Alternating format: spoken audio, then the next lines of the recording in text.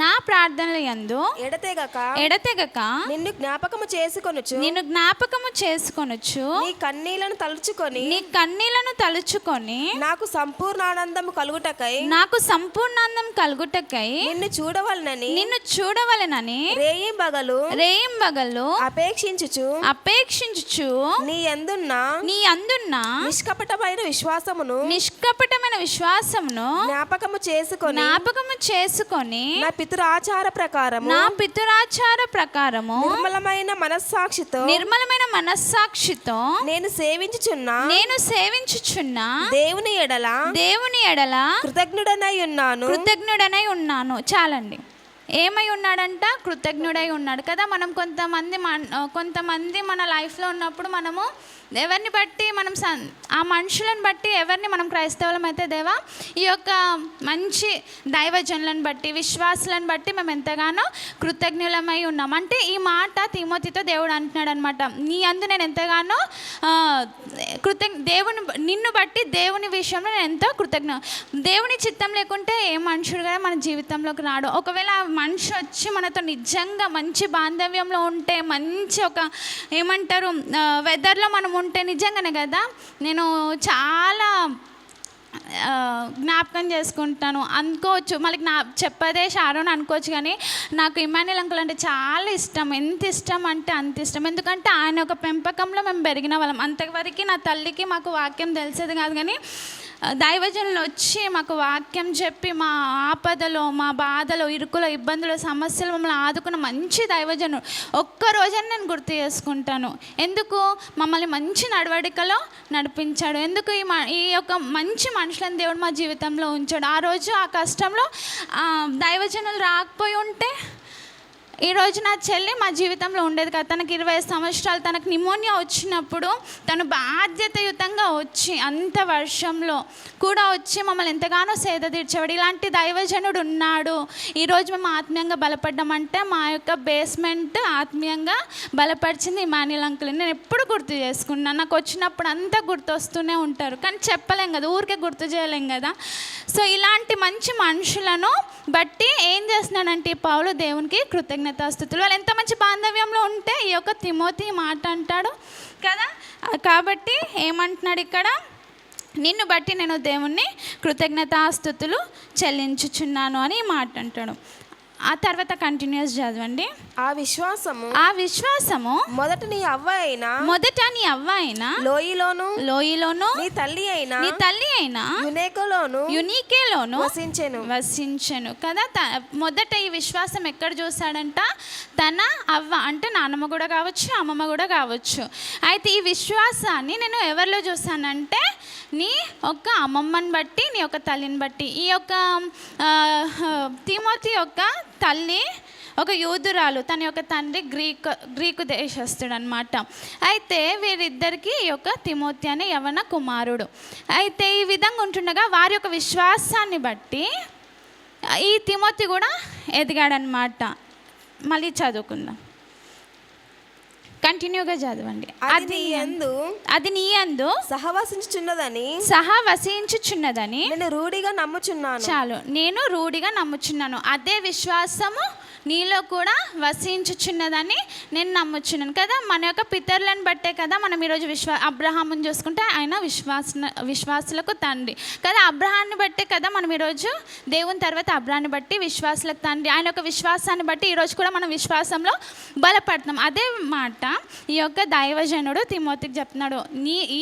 ఈ విశ్వాసము నేను మొదట నీ అమ్మమ్మ అయిన లోయి, నీ తల్లి అయిన యునీకేలోను వసించిన అదే నీలో కూడా నేను గుర్తిస్తున్నాను అనేసి జ్ఞాపకం చేసుకుంటున్నాడు అనమాట. కంటిన్యూగా ఆ హేతువు చేత నా హస్త నిక్షేపణం వలన నీకు కలిగిన దేవుని కృపావరము ప్రజ్వలింప చేయవలెనని నీకు జ్ఞాపకము చేయుచున్నాను. ఏం చేస్తున్నాడంట, జ్ఞాపకం చేస్తున్నాడంట. కొంతమంది ఎక్కడికి వెళ్ళినా మనల్ని వదలరు కదా, కాల్స్ ద్వారా మాట్లాడతారు, ఏదో ఒక మూలంగా కొంతమంది వదలరు అనమాట. అదేవిధంగా ఈ యొక్క తన తల్లి తన నాన్నమ్మ పెంపకంలో పెరిగిన ఈ యొక్క తిమోతికి కూడా పౌలు ఉండి చెప్పుండొచ్చు, ఆత్మీయంగా బలపరచ ఉండొచ్చు. అదే మాటలు జ్ఞాపకం చేసుకుంటున్నాడు. ఏమని చెప్తున్నాడు? నీకు కలిగిన కృపావరం ప్రజ్వలింప చేయవలనని నీకు జ్ఞాపకం చేస్తున్నాను. అంటే నేను ఉన్నప్పుడు నేను చెప్పినవన్నీ, బోధ చేసినవన్నీ నువ్వు ఇప్పుడు నీ వరకే కాకుండా అనేకులకి నువ్వు చెప్పాలి అని ఈ యొక్క సారాంశము. కంటిన్యూగా చదవండి. దేవుడు మనకు శక్తియు ప్రేమయు ఇంద్రియ నిగ్రహము గల ఆత్మనే ఇచ్చెను గాని పిరికితనము గల ఆత్మను ఇయ్యలేదు కదా. మనకి ఏ ఆత్మని ఇచ్చాడంటే దేవుడు? ఇంద్రియ నిగ్రహము గల ఆత్మను. ఇంద్రియ నిగ్రహం గల ఆత్మ అంటే కింద ఫుట్ నోట్లో ఉంది, స్వస్థ బుద్ధి గల ఆత్మనే దేవుడు మనకి ఇచ్చాడు. ఆ యొక్క స్వస్థ బుద్ధి గల ఆత్మను కలిగి మనము ధైర్యంగా ప్రకటించాలి అని ఈ యొక్క పౌలు గారి ఉద్దేశం అన్నమాట. కాబట్టి నీవు మన ప్రభు విషయమైన సాక్ష్యము గూర్చి అయినను ఆయన ఖైదీనైనా నన్ను గూర్చి అయినను సిగ్గుపడక దేవుని శక్తిని బట్టి సువార్త నిమిత్తమైన శ్రమానుభవములో పాలివాడవై ఉండుము. ఏమంటున్నాడంటే సిగ్గుపడద్దు. యవనస్తుడు కదా, ఉండొచ్చు సిగ్గు మొహమాటము ఉండొచ్చు కదా.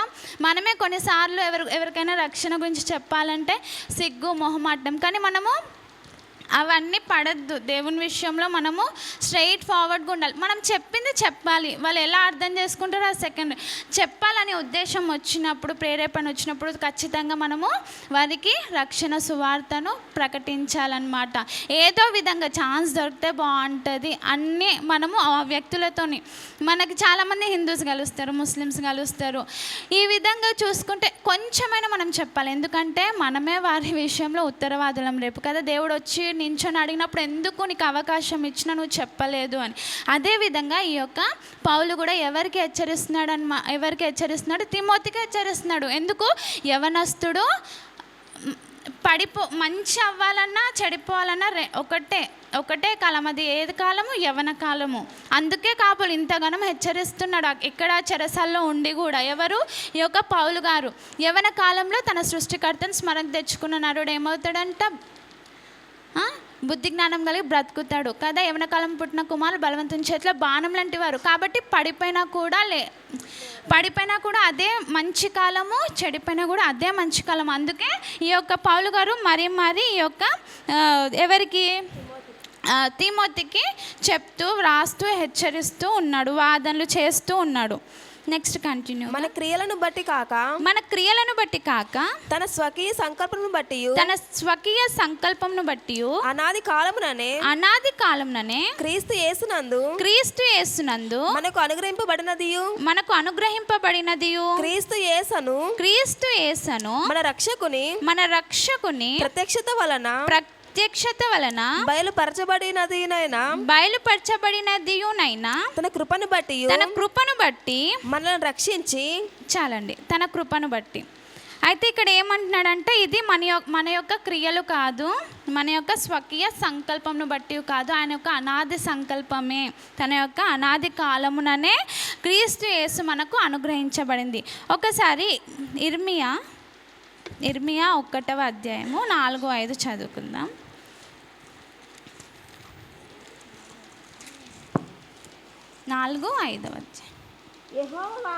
యెహోవా వాక్కు నాకు ప్రత్యక్షమై ఇలాగు సెలవిచ్చెను. గర్భంలో నేను నిన్ను రూపింపక మునుపే నెరిగి తిని నీవు గర్భం నుండి బయలుపడక మునుపే నేను నిన్ను ప్రతిష్ఠించి తిని. చాలండి. ఏమంటున్నాడంటే దేవుడు ఇక్కడ గర్భంలో ఉన్నప్పుడే దేవుడు మనల్ని చూశాడు కదా. ఆయన యొక్క స్వహస్తాల చేత నిర్మింపబడిన నరులము మనము. ఏమంటున్నాడంట? నేను ఎప్పుడో నిన్ను నియమించు కదా. మనం అందరం ఆయన నియమంలో ఉన్నాం కదా, ఆయన నిర్మించి ఉన్నాడు. ప్రతి ఒక్కరి విషయంలో దేవునికి ఒక ఉద్దేశం ఉంది కదా. అదేవిధంగా పౌలు గారు జ్ఞాపకం చేస్తున్నారు, ఇది మన యొక్క నీతిని బట్టి, మన యొక్క క్రియలను బట్టి కాదు, కానీ దేవుడు ఆయన యొక్క స్వకీయ సంకల్పం బట్టి అనాది కాలంలో క్రీస్తు యేసునందు మనకు అనుగ్రహింపబడింది. ఆయన అనుగ్రహించిందా మన సొంత బలం అంటారా? ఆయన అనుగ్రహించింది. ఈరోజు ఇంత ధైర్యంగా మనం బ్రతుకుతున్నాము, నిరీక్షణప్రదమైన జీవితాన్ని మనం జీవిస్తున్నామంటే కేవలము ఆయన ఉచితమైన కృపయే కదా. లేకపోతే ఈ లోకంలో ఉన్న వాళ్ళకి మనకి ఎంత వ్యత్యాసం కదా. వాళ్ళకి లేని ధైర్యం దేవుడు ఈరోజు మనకిచ్చి క్రీస్తులో నిలబెట్టి మన అడుగులను స్థిరపరిచి కదా ఎంత నిరీక్షణప్రదమైన జీవితాన్ని మనం జీవిస్తున్నాము. అదే ఈ యొక్క పౌలు గారు తిమోతికి గుర్తు చేస్తున్నారు. కంటిన్యూ చేయండి. మనలను రక్షించి పరిశుద్ధమైన పిలుపుతో ఆయన మనలను పిలిచెను. ఆ క్రీస్తు యేసు మరణమును నిరర్థకము చేసి జీవమును అక్షయతను సువార్త వలన వెలుగులోనికి తెచ్చెను. ఆ సువార్త విషయంలో నేను ప్రకటించువాడుగాను అపోస్తలుడుగాను బోధకుడుగాను నియమింపబడితిని. 2 పేతురు 1 పేతురు 1:9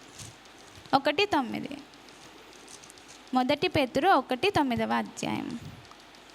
ఇప్పుడు ఆయనను 1 పేతురు 1:9 2:9 అయితే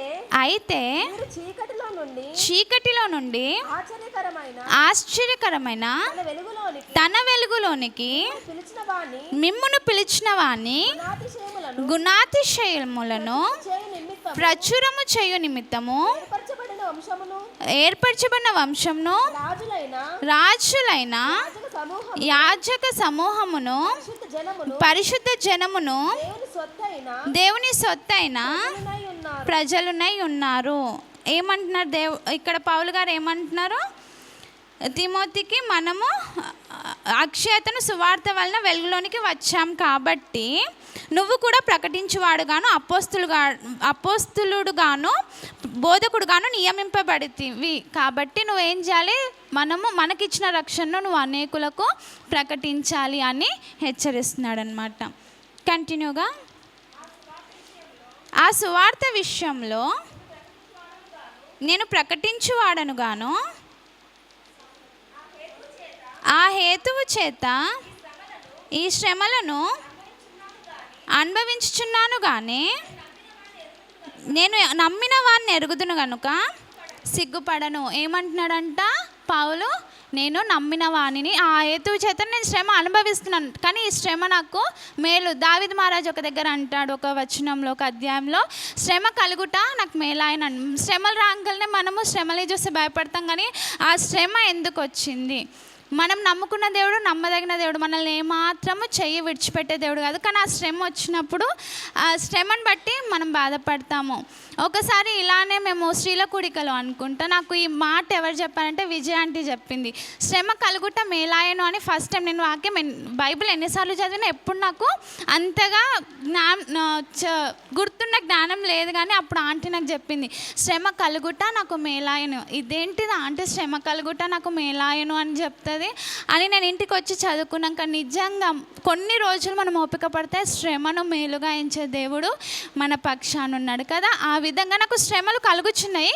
ఎందుకు? దేవుని సువార్త విషయంలో. తర్వాత నాకు ఏమని అక్కడ మాటలు రాసిలేవు, కానీ పౌలు చాలా మంచి మరణించి దేవుని దగ్గర ఉన్నాడని మనం అందరం నమ్మవలసింది. ఎందుకంటే అంత గొప్ప పరిచర్య పౌలు భక్తుడు చేశాడు కదా.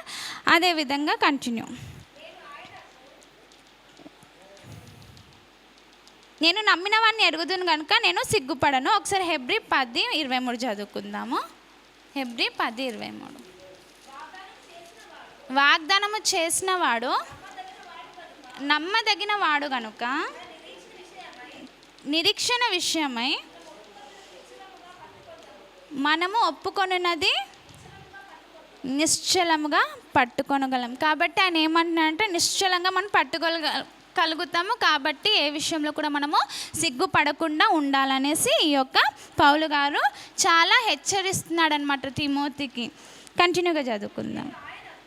నేను ఆయనకు అప్పగించిన దానిని రాబోచున్న ఆ దినము వరకు ఆయన కాపాడగలడని రూఢిగా నమ్ముచున్నాను. క్రీస్తు యేసునందు ఉంచవలసిన విశ్వాస ప్రేమలు కలిగిన వాడవై నీవు నా వలన వినిన హితవాక్య ప్రమాణంను గైకొనుము అంటే పాటించాలనో లేకపోతే చెయ్యాలనో వినాలనో ఏదో ఒక పదార్థాలు వస్తాయి. గైకొనుము అంటే చెయ్యాలి లేకపోతే చేస్తూ ఉండాలి. అయితే నేను చెప్పిన హితవాక్యం ఇక్కడ ఫుట్నోట్లో చూసుకుంటే ఆరోగ్యము గల వాక్యము అని అర్థం. ఈ యొక్క ఆరోగ్యకరమైన వాక్యంలో నువ్వు గైకొను అనేసి జ్ఞాపకం చేసుకో. నేను ఉన్నప్పుడు నీకు నేర్పించినవన్నీ నువ్వు నేర్చుకో అనేసి ఎవరు చెప్తున్నారంటే ఒక పౌలు తిమోతికి చెప్తున్నాడు.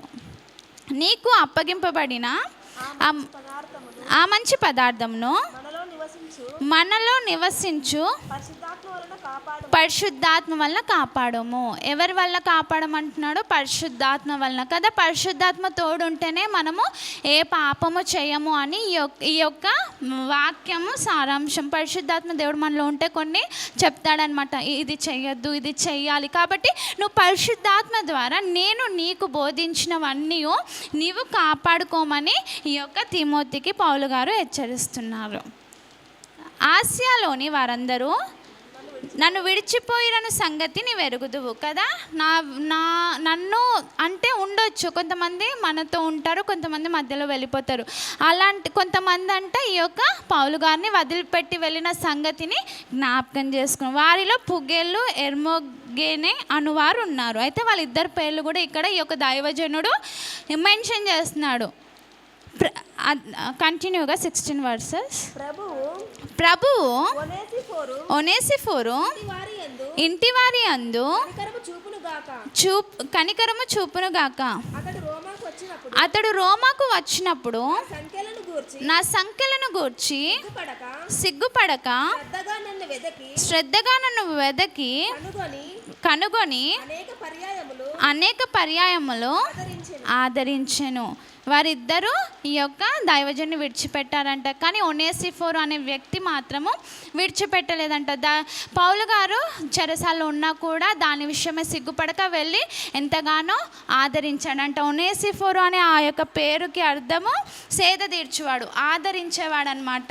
ఆ విధంగా ఈ యొక్క మంచి వ్యక్తిని జ్ఞాపకం చేస్తున్నాడు. ఎవరు? పౌలు భక్తుడు తిమోతికి అనేక పర్యాయములు ఆదరించాడు కదా. మనము దైవజనులను ఆదరించినప్పుడు ఆ ప్రతిఫలము మనము మనుషుల దగ్గర నుంచి కాదు, ఆ యొక్క దైవజనుని దగ్గర నుంచి కాదు, కానీ ఎవరి దగ్గర నుంచి ఆశించాలి? దేవుని దగ్గర నుంచి. ఎందుకంటే దైవజనులకు మనం చేసామంటే అది దేవునికి చేసినట్టే కదా. ఆకాశపు నాకు ఇచ్చి శోధిస్తే ఆకాశపు వాక్యంలో విప్పి పట్టజాలంత విస్తారంగా దేవుడు దీవిస్తా అంటాడు కదా. ఈ యొక్క గొప్ప దైవజనుడు పౌలు ఇలాంటి భక్తుడు కాదు, చాలా చౌక్యంగా బ్రతికిన ఈ పౌలు ఎవరిని గుర్తు చేసుకున్నాడు? ఒనేసిఫోరుని. ఇక్కడ నించొని దైవజనులు మనల్ని జ్ఞాపకం చేసుకున్నప్పుడు మనకు ఎంత సంతోషం ఉంటుంది కదా. అలాంటి గొప్ప దైవజనుడు ఒనేసిఫోరుని జ్ఞాపకం చేసుకుని ఈ యొక్క ఒనేసిఫోరు అనే వ్యక్తి ఏమాత్రం మనమైతే వెళ్తాం, ఆ జైల్లో ఉన్న వాళ్ళ దగ్గరికి వెళ్ళాం కదా, మనకి సిగ్గు. ఎందుకు? అతను ఏదో నేరం చేస్తాడు, అతను జైల్లో ఉన్నాడు, ఆ వ్యక్తి దగ్గరికి నేను ఎందుకు వెళ్ళాలి అన్న ఒక భయము కదా. ప్రాణత్యాగం కూడా చేశాడని మనం నమ్మొచ్చు. ఎందుకంటే పౌలును చంపాలని ఎంతగానో ప్రయత్నిస్తూ ఉండేవాళ్ళు. ఎందుకు? సువార్త ప్రకటిస్తున్నాడు, అనేకులను ఆయన తట్టు తిప్పుతున్నాడు, చంపేయాలని చాలా కుట్రతో పన్నాగాలతో ఉండగా కూడా ఈ యొక్క ఒనేసిఫోరు ప్రాణత్యాగము చేసి ఆ యొక్క దైవజన్ని ఆదరించాడనమాట. మరియు అతడు ఎఫెసులో ఎంతగా ఉపచారము చేసినో అది నీవు బాగుగా ఎరుగుదువు, నీకు బాగా తెలుసు కదా అనేసి ఇక్కడ చెప్తున్నా. ఇక్కడ ఆ యొక్క పౌలు దైవజనుడు ఈ యొక్క భక్తుడైన తిమోతికి చెప్తున్నాడు. ఆ దినమందు అతడు ప్రభు వలన కనికరం పొందినట్లు ప్రభువు అనుగ్రహించును గాక. ఏమని దీవిస్తున్నాడంట? ఎవరిని? ఒనేసిఫోరుని కనికరించాలి దేవుడు అనేసి ఈ యొక్క ఒనేసిఫోరు గురించి మంచి మాటలు ఎవరికి చెప్తున్నాడు? యవనస్తుడైన తిమోతికి చెప్తున్నాడు. ఎందుకు? బలపరచడానికి కదా. మనము బలపరచబడాలి కదా. వారం ఇక్కడికి వచ్చినప్పుడు ఎందుకు మనం వస్తాము? దేవుడు తన దైవజన్ని నిలబెట్టుకొని మనల్ని బలపరచాలి కదా. అలాంటి క్రైస్తవులంగా మనం ఉండాలని ఈ చిన్న మాటలు, కొద్ది మాటలు దేవుడు దీవించి ఆశీర్వదించి ప్రతి ఒక్కరి వినికిడిలో వినిపించులాగున ఆత్మ చెప్పుచున్న మాట చెవిగలవాడు వినుగాక. ఆమేన్.